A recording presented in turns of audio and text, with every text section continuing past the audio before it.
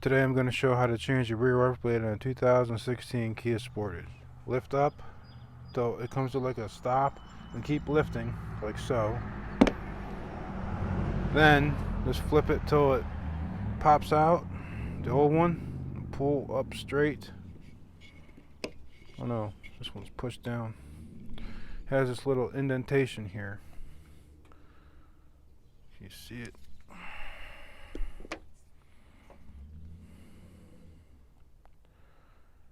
It kind of like comes up from right here. Take your new one.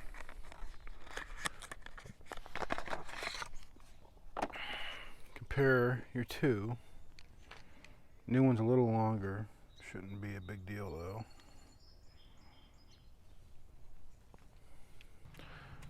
Alright, then you get it hooked in there. Slide it down in, slide it back. And that's it. This is a Bosch. That one. That's your part number if you want to order one for yourself. Thanks for watching.